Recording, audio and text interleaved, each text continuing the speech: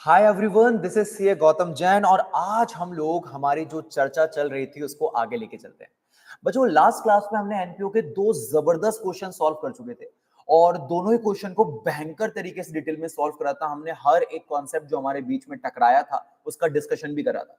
अगर आप में से किसी ने वीडियोस को स्किप कर रखा है तो मैं बोलूंगा आप सीक्वेंस में देखते जाइएगा, ज्यादा बेहतर समझ में आएगा क्योंकि मेजर एक्सप्लेनेशन मेरा वहां पर था। ठीक है, आज बच्चों हम लोग आगे आते हैं, क्वेश्चन नंबर 3 की बात करते हैं। अगेन जो क्वेश्चन नंबर 3 है ये आईसीआई का इलस्ट्रेशन नंबर 11 है मॉड्यूल का। इसी को हमने यहाँ पे रखा हुआ है। हमारी सीक्वेंस में हम इंपॉर्टेंट क्वेश्चन सॉल्व कर रहे हैं कि क्या एक्सपेक्टेड क्वेश्चन एनपीओ का बनता है। ठीक है, अब बच्चों जब मैं बात करता हूं इलस्ट्रेशन 11 की, तो आज ये क्वेश्चन क्योंकि थोड़ा सा इजी है, हमने जैसे दो क्वेश्चन करे हैं उसी का एक आगे का थोड़ा सा एक्सटेंशन है, हल्का सा छोटा सा मॉडिफिकेशन है। तो मैंने सोचा कि मैं क्यों ना इस क्वेश्चन का सॉल्यूशन भी साथ में लेके बैठ जाऊं। तो मैं आईसीआई का ही सॉल्यूशन लेके बैठा हूं ताकि हम लोग का टाइम ज्यादा खराब ना हो, हम लोग फटाफट चीजों को सॉल्व कर सके, है ना। तो मेरा मेजर फोकस जो होगा बच्चे वो एक्सप्लेनेशन की तरफ होगा कि हाँ भैया क्या क्या कॉन्सेप्ट आ रहा था और उसको हम लोग सॉल्व करते चले जाएंगे, मतलब देखते हुए चले जाएंगे। एक बार ऊपर से बर्ड व्यू जैसा ले लेंगे। ठीक है बेटा, चलिए बच्चे, जो हमारा पैटर्न है वही पैटर्न है। मैं थोड़ा सा दो तीन चीजें बता देता हूं क्वेश्चन की, फिर मैं आपके साथ डिस्कस करता हूं। इधर देखिए, सबसे पहले बच्चों मैंने आपको बताया था लास्ट क्लास तक कि अगर हमको रिसीप्ट एंड पेमेंट अकाउंट दिया है प्लस एडिशनल इंफॉर्मेशन दिया है तो हमको क्या करना पड़ता है, इनकम एंड एक्सपेंडिचर अकाउंट बनाना पड़ता है, बैलेंस शीट बनाना पड़ता है और उसी के साथ साथ हमको एक और ओपनिंग बैलेंस शीट बनाना पड़ता था। ओपनिंग बैलेंस शीट बनाने का पर्पस क्या होता था? ओपनिंग बैलेंस शीट बनाने का पर्पस होता था to identify the opening capital fund, कि भैया शुरुआत में कितना कैपिटल फंड है इसको हम पता करके लेकर आ जाएं, इसलिए ओपनिंग बैलेंस शीट को हम लोग बना रहे हैं। अच्छा बच्चों, अब मैं क्या बोलता हूं कि ये जो क्वेश्चन है हमारे सामने, यहां पे पता है क्या करा गया?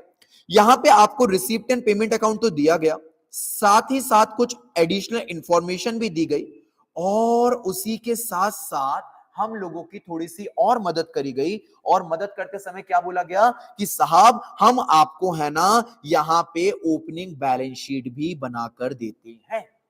अगर ओपनिंग बैलेंस शीट बनाकर दे दी गई है, मैं थोड़ा सा शिफ्ट हो जाता हूं, टीम कह रही है वीडियो के बाहर जा रहे हो, ठीक है। अगर मैं ओपनिंग बैलेंस शीट भी क्वेश्चन दे देता है तो ओपनिंग बैलेंस शीट जो क्वेश्चन में दी हुई है इसकी मदद से क्या हो जाएगा, हमको ओपनिंग कैपिटल फंड अलग से कैलकुलेट नहीं करना पड़ेगा, which is already given in a question. तो हमारा एक वर्किंग नोट बच जाएगा। ठीक है, तो यहां पे ये तीन जानकारी दी रखी है, receipt payment, addition information, opening balance sheet. आ जाइए फटाफट क्वेश्चन गो थ्रू करते हैं। ये देखिए आप क्या कहा गया, स्मिथ लाइब्रेरी सोसाइटी एक लाइब्रेरी है साहब, हम बात कर रहे हैं 31 मार्च 2021 के टाइम की, है ना। अच्छा, शो अ पोजीशन, पोजीशन का मतलब होता है बैलेंस शीट, है ना, फाइनेंशियल पोजीशन। ठीक है, 31 मार्च 2021 की हमको एक बैलेंस शीट देके रखी हुई है, ये रही बैलेंस शीट साहब, इसको मैंने ओपनिंग बैलेंस शीट बोल दिया। ओपनिंग बैलेंस शीट में देखिए आप कैपिटल फंड ऑलरेडी गिवन है जिसके लिए हम सारी मशक्कत करते हैं, तो अब हमको इसको बनाने का जरूरत नहीं पड़ेगा। उसके बाद आप इधर देखिए, ये ओपनिंग बैलेंस शीट में आखिरी में जो क्लोजिंग में एसेट्स आए हुए हैं, cash at bank, cash in hand, यही हमारे इस साल के रिसिप्ट पेमेंट अकाउंट के क्या हो जाते हैं बच्चे, ओपनिंग बैलेंस हो जाते हैं। तो ये भी हमको यहां दे रखे हैं। हाँ सर, ये सब बातें हम जानते हैं, वेरी गुड।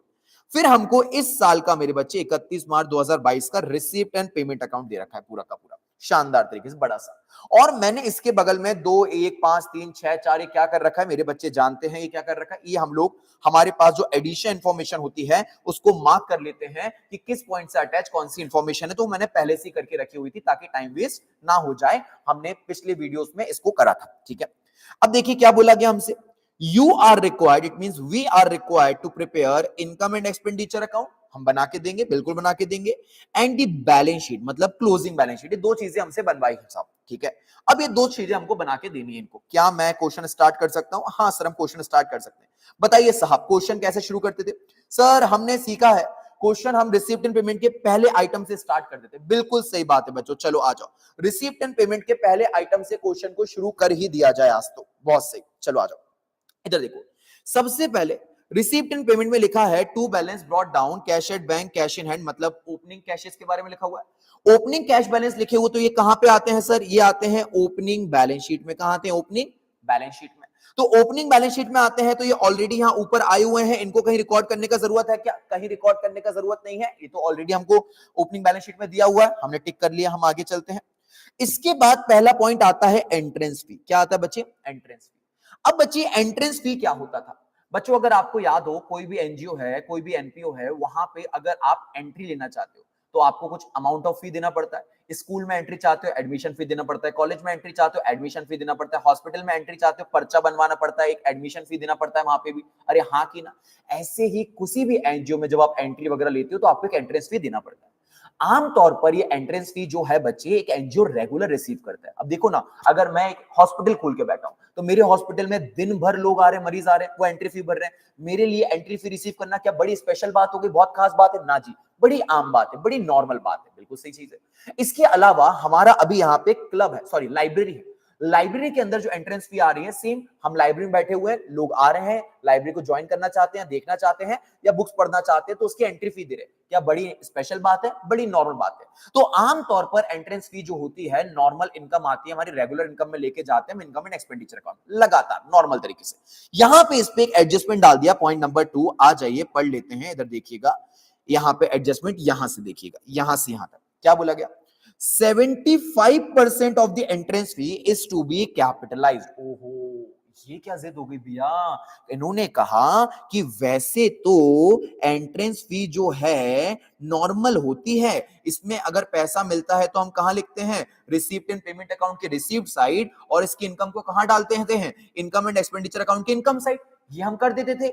यहां पे क्या बोल दिया गया कि 75% जो फी है वो कैपिटलाइज होगी। इसका मतलब क्या हो गया कि ये हो गया हमारा रिसीप्ट एंड पेमेंट अकाउंट, ये हो गया हमारा इनकम एंड एक्सपेंडिचर अकाउंट, ये हो गई हमारी प्यारी सी बैलेंस शीट। हमको अगर रिसीप्ट हुआ 100 रुपया एंट्रेंस फी का, तो 100 में से कहां 75% कैपिटलाइज हो जाएगा। तो मेरे बच्चे 75% जानते हो कहां जाएगा, बैलेंस शीट में जाएगा।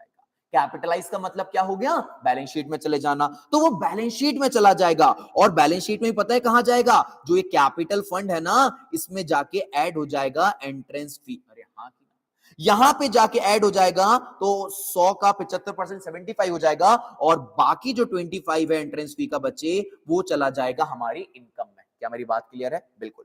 अब देखिए यहां पे अमाउंट कितना लिखा हुआ था एंट्रेंस फी का, अमाउंट था 30,000। 30,000 को कैलकुलेट कर लेते हैं, 30,000 मल्टीप्लाई बाय 75%, हाँ जी, 22,500 रुपया आपका जो होगा वो बैलेंस शीट में चला जाएगा अकॉर्डिंग टू आवर क्वेश्चन, और फिर 7,500 रुपया जो आपका होगा वो इनकम एंड एक्सपेंडिचर में इनकम साइड चला जाएगा। क्या मेरी बात क्लियर है? डन। चलिए आज ये देख लेते हैं, फटाफट आते हैं income and expenditure. Income and expenditure देखिए लिखा हुआ है सबसे पहले, बाय एंट्रेंस फी 25% ऑफ 30,000 7,500। देखिए अलग से वर्किंग नोट की रिक्वायरमेंट ना लगे, इसलिए ब्रैकेट लगा के यहीं की यहीं कर दिया इसको। ठीक है, आप भी इसको ऐसे भी लिख सकते हो कि 30,000 और मल्टीप्लाई कर दिया 25%, बात कर, और सीधा सीधा यहां पे लिख दिया ताकि पता चल जाए हुआ क्या है। फिर सेम इधर पे आ जाइए आप बैलेंस शीट में। बैलेंस शीट में आते हैं हम, देखिए मैंने क्या कहा था, कैपिटल फंड में साफ जोड़ दिया गया है। कैपिटल फंड में यहां ओपनिंग कैपिटल फंड दिया हुआ है, ओपनिंग बैलेंस शीट से मैंने उसको मार्क नहीं करा था पहले, तो ठीक है अभी मैं एक बार और मार्क करवा दूंगा। ओपनिंग बैलेंस शीट से ओपनिंग कैपिटल फंड है यहाँ पे। फिर यहाँ पे ऐड कर दिया आपने एंट्रेंस फी को 22,500 रुपया। अरे हाँ कि ना मेरे बच्चे, ये हो गया साहब। क्या ये बात क्लियर है? बिल्कुल सर, ये बात एकदम क्लियर है, एंट्रेंस फी का ट्रीटमेंट हमने कर लिया। चलिए साहब, हर जगह से मार्क कर देते हैं जैसे जैसे हमने सीखा है। ये हमने यहां भी मार्क कर दिया, ये हमने यहां भी मार्क कर दिया। ठीक है, ठीक है। नेक्स्ट एडजस्टमेंट क्या है, मेंबरशिप सब्सक्रिप्शन। मेंबरशिप फी हमको 2 लाख रुपए की मिली इस साल। कितने की मिली बेटा जी? 2 लाख रुपए की मेंबरशिप फी मिली। अब देख लेते हैं एडजस्टमेंट क्या है। एडजस्टमेंट नंबर 1 इधर देख लीजिए, ये रहा, मेंबरशिप सब्सक्रिप्शन फी।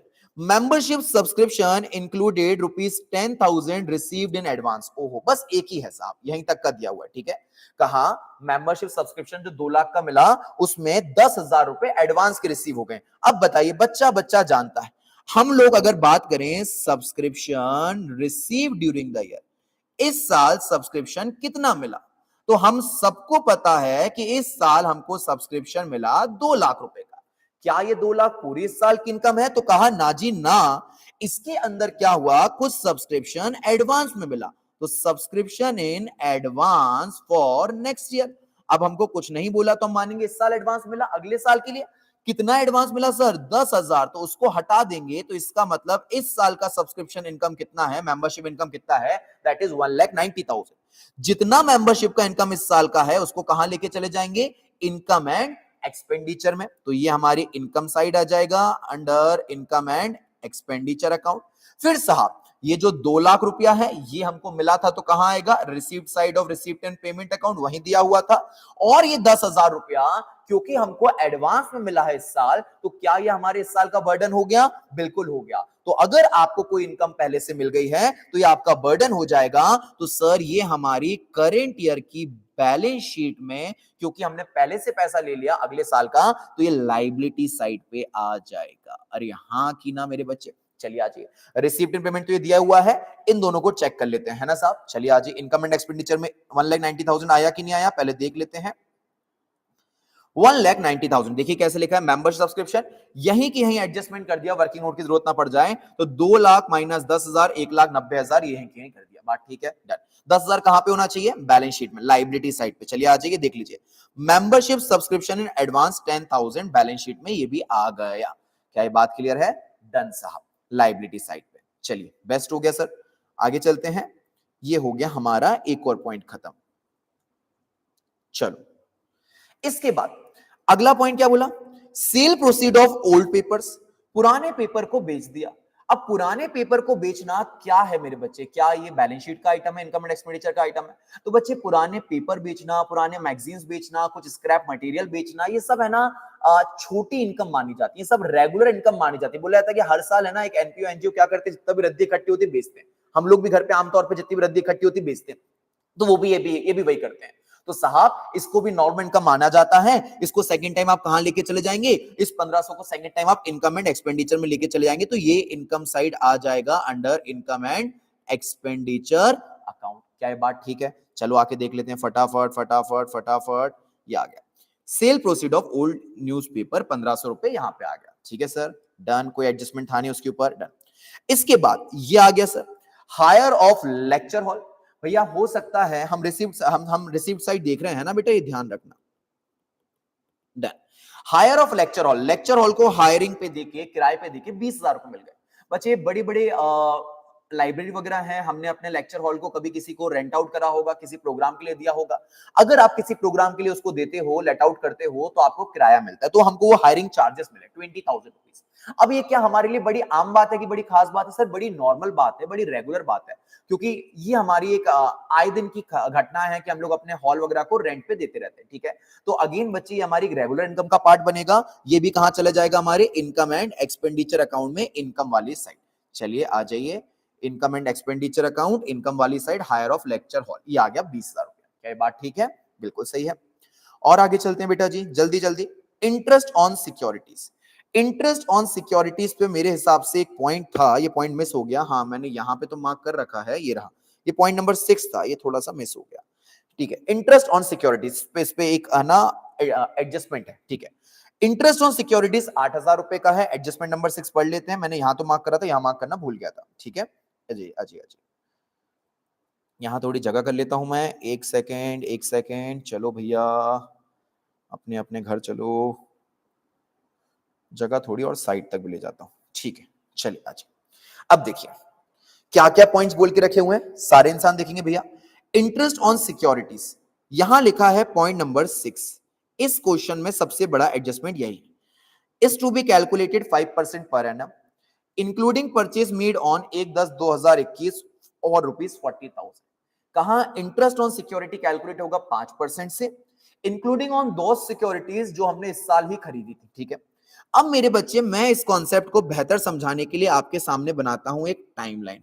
ठीक है, टाइमलाइन मैंने बनाई साहब, मैंने यहां पे लिख दिया कि यह ओपनिंग डेट 1/4/21, यह है क्लोजिंग डेट 31 मार्च 22।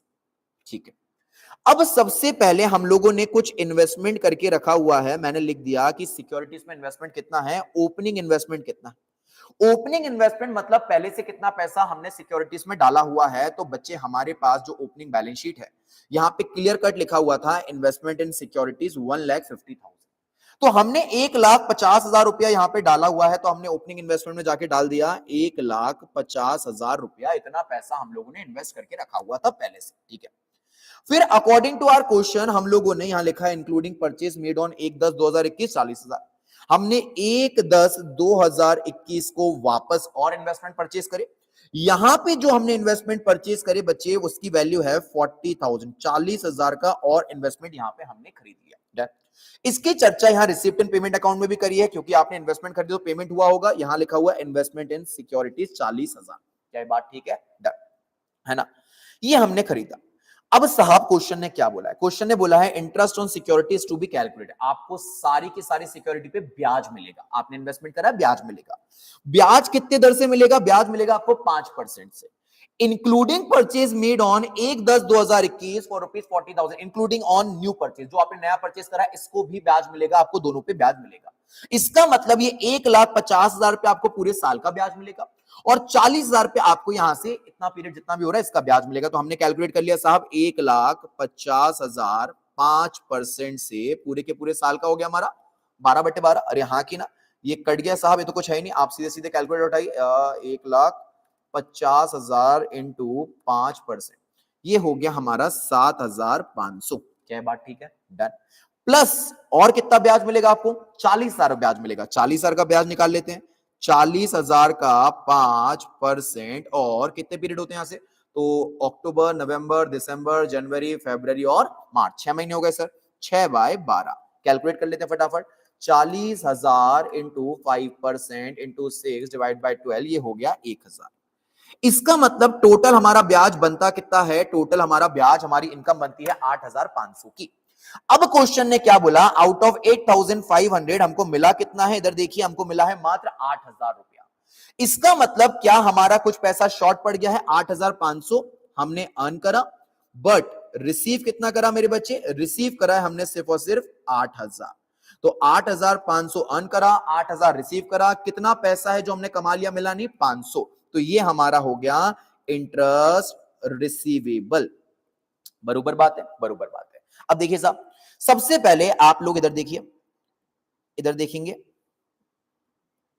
हमारी इस साल की इनकम कितनी है? 8,000 की 8,500। सर डेफिनेटली 8,500 हमारी इस साल की इनकम है, इतना हमने कमाया है। हम अक्रूवल बेसिस पे काम करते हैं, इनकम एंड एक्सपेंडिचर अकाउंट में इनकम में ये चला जाएगा। चला गया। फिर 8,000 क्या हमको रिसीव हुआ था? तो रिसीव्ड एंड पेमेंट अकाउंट में रिसीव्ड साइड पे यही मिला है हमको 8,000 साहब। और इंटरेस्ट रिसीवल मतलब ये हमने कमा लिया, मिला नहीं है, तो सर ये हमारी करेंट ईयर बैलेंस शीट में एसेट साइड पे चला जाएगा कि पैसा कमा तो लिया पर पैसा मिला नहीं। चलो बच्चों फटाफट दौड़ लगा दे, जल्दी देखते हैं। ये तो रिसीव पेमेंट अकाउंट देखा ही हुआ है। इनकम साइड देख लेते हैं, इनकम एंड एक्सपेंडिचर की। 8,500 रुपया आया कि नहीं आया? देखिए यहीं की यहीं कर दिया एडजस्टमेंट। वर्किंग नोट भी बनाया होगा, इधर रेफर करा हुआ है, working note number 2। Reference working note का बहुत इंपॉर्टेंट होता है बच्चे, वरना वर्किंग नोट चेक नहीं होता है। ठीक है, 8,000 प्लस 8,500 और टोटल हो गया 8,500 का, यहाँ पे आ गया। ये हो गया हमारा बैलेंस। इसके बाद फटाक से बैलेंस शीट में चलते हैं। एसेट साइड पे हमको देखना है, हमने 500 रुपए कमा रखा है, मिला कि नहीं मिला? ये रहा अक्रूड इंटरेस्ट के नाम से यहाँ पे 500 रुपए चढ़ा हुआ है। क्या ये बात ठीक है? डन। चलिए बहुत सही बात है। इसके बाद मेरे बच्चे एक और चीज रह गई, ये तो ब्याज का ट्रीटमेंट हो गया। अब ब्याज का ही कर रहे हैं साथ साथ, तो इन्वेस्टमेंट का भी कर देते हैं। बताइए साहब, इन्वेस्टमेंट ओपनिंग में कितने के थे? सर इन्वेस्टमेंट हमारे पास ओपनिंग में थे 1,50,000 के, प्लस इस साल कितने खरीदे साहब? हमने 40,000 के और खरीद लिए।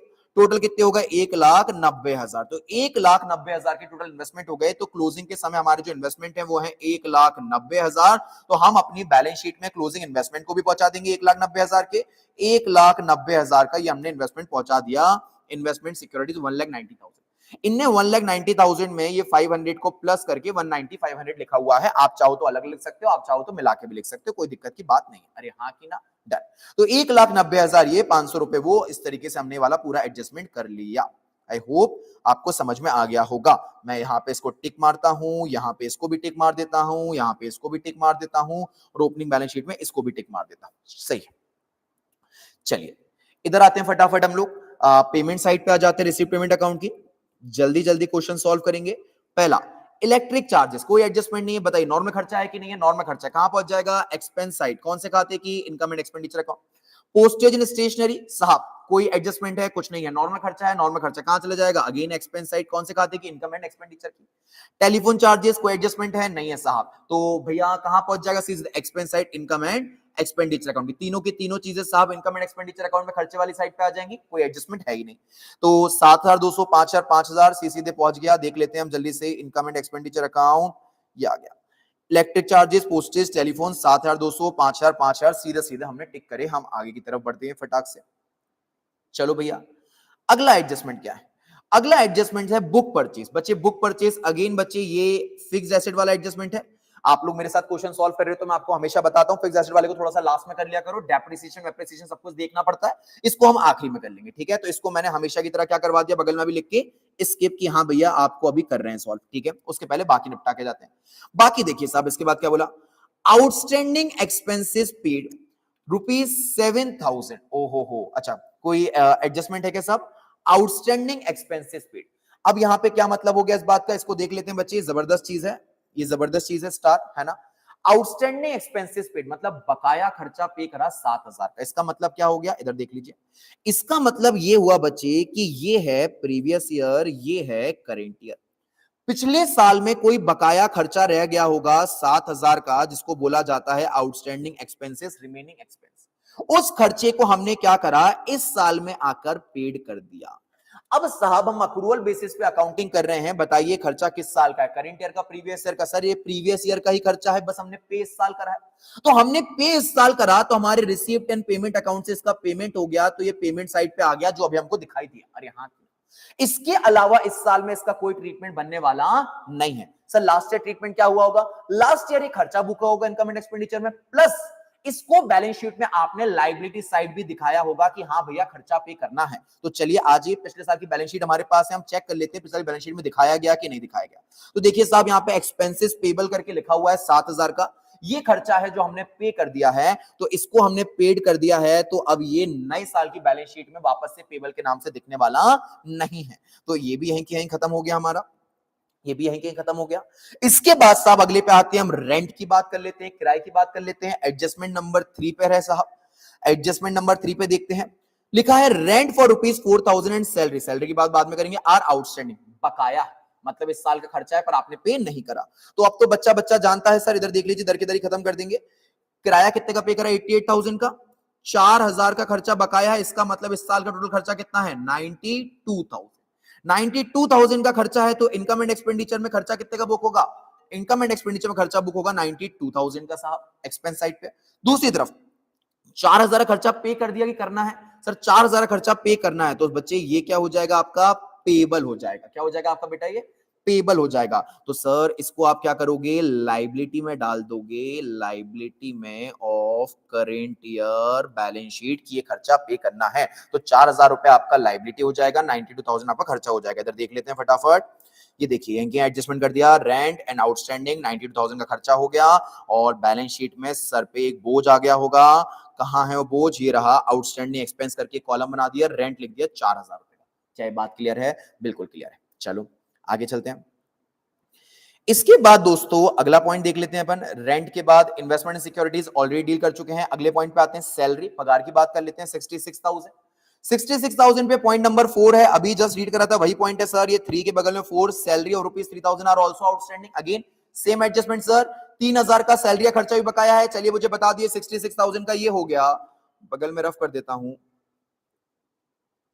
ठीक है, 66,000 का ये हो, सॉरी कहां गया बे, हाँ हाँ अरे यार, 66,000 का ये हो गया, कितना बकाया है, 3,000 और बकाया है, तो बताइए टोटल खर्चा कितने का हो गया साल का, 69,000। इनकम एंड एक्सपेंडिचर में कितना जाएगा, 69,000। 3,000 का बकाया कहां चला जाएगा, लाइबिलिटी साइड, कहां पे बचिए, करेंट ईयर की बैलेंस शीट में। तो 3,000 लाइबिलिटी साइड, 69,000 का खर्चा आप बुक कर देंगे। इधर आ जाइए, ये रहा, हम आते हैं 63,000 आउटस्टैंडिंग हो गया, 69,000 ये डन हो गया, पक्की बात है। फिर इसके बाद इधर देख लेते हैं जल्दी से हम लोग, बैलेंस शीट में 3,000 खर्चा ये बकाया हो गया, और टोटल 4 + 3 टोटल 7,000 को उन्होंने यहाँ पे डाल दिया कि बकाया लाइबिलिटी है, खर्चा है आपके जो आपको पे करना है, ठीक है बच्चे, करेंट ईयर की बैलेंस शीट में, एकदम जबरदस्त तरीके से, ठीक है। चलो इसके बाद दोस्तों सैलरी का भी काम खत्म हो गया, आखिरी में बचे closing balances, closing balance cash at bank, cash in hand, बच्चा बच्चा जानता है कहां आएंगे लोग, क्लोजिंग बैलेंस शीट में। एसेट साइड पे लिख दूं 20,000, 11,300, फटाक से उठा के हमने यहां पे लिख देना है सबसे नीचे 20,000, 11,300, ये भी हमारे टिक मार्क हो गए, यहां तक भी बात खत्म हो गई, ऑलमोस्ट सारी चीजें टिक हो गई हैं, एक्सेप्ट वन चीज कि भैया हमने क्या पे काम नहीं करा है, हमने अभी तक फिक्स्ड एसेट्स पे काम नहीं करा है। चलिए आइए, फिक्स्ड एसेट्स का हम और चर्चा कर लेते हैं फटाफट, तो हम फ्री हो जाएंगे दोस्तों इस क्वेश्चन से। यहां पे बुक परचेज पे पॉइंट लिखा गया था 60,000 का, ठीक है। हम पहले क्वेश्चन में देख लेते हैं कितने फिक्स्ड एसेट है। कहां दिखाई देते फिक्स्ड एसेट सर? या तो एडिशन इन्फॉर्मेशन में लिखा होता है, या फिर अगर हमारे क्वेश्चन में ओपनिंग बैलेंस शीट बनी है तो पता चल जाएगा कितने बैलेंस शीट में पहले से एसेट चले आ रहे हैं। तो चलो पहले बैलेंस शीट में चलते हैं। देखिए यहां पे क्या क्या नाम लिखे हुए हैं। इलेक्ट्रिक फिटिंग, फर्नीचर, बुक्स, तीन आपके पास एसेट्स पहले से हैं। तो मैंने यहीं पे काम करता हूं, छोटा सा यहीं पे बना देता हूं, इलेक्ट्रिक फिटिंग, फर्नीचर, बुक्स। ये मैंने प्यारा सा एक डायग्राम बना दिया। ये हो गया ओपनिंग। ओपनिंग में क्या क्या है? एक इलेक्ट्रिक फिटिंग है आपके पास, एक आपके पास फर्नीचर है, और एक आपके पास बुक्स हैं। एक और वर्किंग नोट हमने बना दिया, ठीक है। इलेक्ट्रिक फिटिंग 1.5 लाख की है, 50,000 की है, 4 लाख के हैं, हमने लिख दिया 1,50,000, इसको लिख दिया 50,000, इसको लिख दिया 4 लाख, ठीक है साहब। ये हमारे पास है एडजस्टमेंट शुरुआत से।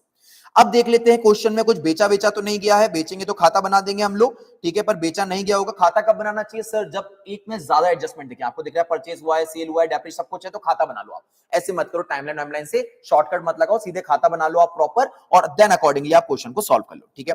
चलो इधर आ जाओ मेरे बच्चे। इधर देखना क्या बोला गया, यहां बोला गया था बुक खरीदी हमने, कितने खरीदी साहब? 60,000 की। तो मतलब बुक्स परचेज हुई हैं 60,000 रुपए की। इधर आ जाते हैं, बुक्स इस साल में आई हैं 60,000 की बुक्स आ गई हैं। ये हमने लिख दिया इसके नीचे न्यू परचेस, ये नया परचेस है इस साल का, ठीक है, डन। ये हो गया परचेस। अब देख लेते हैं पॉइंट क्या बोला है। पॉइंट नंबर 5 है, चलिए मेरे साथ पॉइंट नंबर 5 पे आ जाते हैं। ये लिखा है, आराम से रीड करेंगे। Books are to be depreciated at the 10% including addition. पहली बात ये बोल दी, एक बात यहीं खत्म हो गई। किताबें डेप्रिशिएट होंगी 10% से होंगी इंक्लूडिंग दी एडिशन। मतलब जो भी किताब है उसको 10% डेप्रिसिएशन लगा दीजिए, इंक्लूडिंग दी एडिशन, एडिशन पे भी 10% का डेप्रिसिएशन लगा दीजिए। अब देखना बच्चे क्या कंफ्यूज होते हैं। बच्चों को ये तो समझ में आ जाता है कि 4 लाख पे डेप्रिसिएशन लगाना है 10% से। बच्चे ये 60,000 में कंफ्यूज होते हैं, इस पे डेप्रिसिएशन कब से लगेगा, किस टाइम से लगेगा, ये बुक कब खरीदी होंगे। मेरे बच्चे उन्होंने क्लियर कट बोल दिया कि put the depreciation at the rate of 10% including the addition. जितना भी एडिशन हुआ है उस पर भी 10% से लगा दीजिए, ऐसा बोल दिया सीधा सीधा। तो इसका मतलब ये हो गया कि ये 60,000 का परचेज हमने पहले दिन पे ही कर लिया होगा। अरे हाँ कि ना, डन। तो पूरे पे हमको साहब डेप्रिसिएशन लगाने का परमिशन दे दिया गया है। 4,60,000 पे हमको डेप्रिसिएशन लगाना है। 4,60,000 का 10% डेप्रिसिएशन होता है, तो ये आ गया 46,000। ये आ गया हमारा डेप्रिसिएशन। ये हमारा डेप्रिसिएशन हो गया दोस्तों, डेप्रिसिएशन हो गया। मैं इसको थोड़ा सा और बड़ा कर देता हूं और ये भाई को मिटा देता हूं, ठीक है। डेप्रिसिएशन हो गया 46,000। तो 4,60,000 की हमारे पास बुक्स थी, 46,000 का डेप्रिशिएट हो गई, तो कितने की बची सर? 4,14,000 की बची। तो ये आ गई क्लोजिंग वैल्यू हमारी 4,14,000। ये आ गई हमारी क्लोजिंग वैल्यू इस बुक्स की। क्या ये बात क्लियर है? हाँ जी, ये बात तो एकदम क्लियर हो गई है। चलिए आ जाइए, बहुत अच्छी बात है, आगे चलते हैं। अगला, आगे क्या बोला उसी पॉइंट में, electrical fittings and furniture are also to be depreciated at the same rate. Electrical fitting और फर्नीचर भी डेप्रिशिएट होगा। किस रेट से होगा साहब? इसको भी डेप्रिशिएट करोगे आप सेम रेट से, मतलब 10% से ही डेप्रिशिएट करोगे। तो बड़ी सिंपल बात होगी। बाकी के दोनों एसेट को भी डेप्रिशिएट करने का अलाउ कर दिया गया, इन दोनों को भी डेप्रिशिएट करने को बोल दिया गया। इनको भी अपन डेप्रिशिएट कर लेंगे फटाफट। यहां लिख दिया मैंने डेप्रिसिएशन। 1,50,000 का 10% कितना होता है? 15,000। 50 का 10% कितना होता है? 5,000। टोटल कितना हो गया है साहब आपका?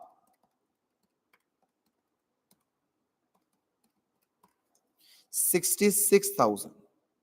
66,000 का टोटल हो गया है। अब भाई साहब ये आ गया आपका टोटल डेप्रिसिएशन। क्या आ गया? टोटल डेप्रिसिएशन, ठीक है।